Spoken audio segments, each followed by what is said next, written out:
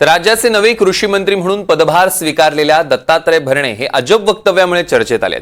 इंदापूर येथे केलेल्या भाषणात महसूल विभागातील अधिकाऱ्यांना दिलेल्या अजब सल्ल्यानं भरणेंवर टीका सुरू झाली आहे। सरळ कामं सगळेच जण करतात, पण एखादं काम वाकडं करून परत सरळ करतात त्यांचीच माणसं नोंद ठेवतात, असं वक्तव्य भरणेंनी केलंय।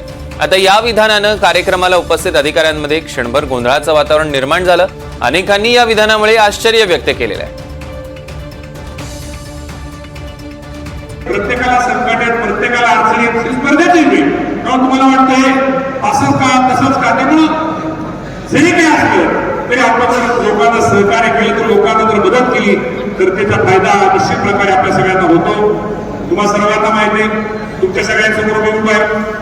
मी जर कारखान्याला संचालक झालो, त्या कारखान्या संचालकाच्या पदात असताना काम जर मी सरळ काम तर सगळेच करतात, पण एखादं असं वाकडं आणि करून सरळ नियमात बसवणारं काम जे करतात ती माणसं नोंद ठेवतात। दरम्यान हे सरकारच वेडी वाकडी कामं करून सत्तेवर आलं असल्याचा टोला संजय राऊतांनी लगावला, तर रोहित पवारांनीही त्यांच्यावर टीका केली आहे। बघूया। ते वाकडी कामं करूनच सत्तेवरती आले ना, ते काय सरळ मार्गाने सत्तेवर आलेली माणसं आहेत काही। शरद पवारांच्या पक्षात होते, मग बेईमानी करून दुसऱ्या पक्षात गेले। हे वाकडी कामं करूनच जे सत्तेवर आले त्यांना सरळ मार्गाने सत्ता चालवताच येणार नाही। राहुल गांधी जे सांगतायत मतांची चोरी, हे महाराष्ट्रात पण झालंय ना। महाराष्ट्रामध्ये अशा प्रकारचीच वाकडी कामं करून सत्तेवरती आलेले आहेत। मग मी त्यांना विनंती करतो, पहिलं तुमचं हे वक्तव्य आहे, पण ते वक्तव्य इतकं घातक आहे।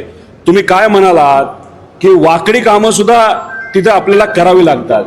अहो, इतके नेते, इतके मंत्री वाकडी कामं करत करत जी आपल्या महाराष्ट्राची तिजोरी ती वेडी वाकडी केलेली आहे, आणि त्यांचं व्यक्तिगत जर आपण पैसे बघितले, मालमत्ता बघितली, ती मात्र एकदम सरळच तिथं मोठी होताना आपण सर्वजण बघतो।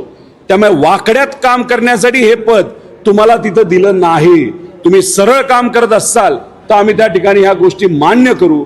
त्यामुळे आम्ही भरणे मामांना एवढंच सांगतो, अख्खा महाराष्ट्र प्रत्येक मंत्र्याकडे बघत आहे, तुमच्याकडे आम्ही सर्वजण बघत आहोत। तुम्ही बोलून गेला वाकड्या कामाबद्दल, पण वाकडं काम जर तुमच्याकडनं झालं तर महाराष्ट्रात तुम्हाला माफ करणार नाही आणि आम्ही तुम्हाला सोडणार नाही।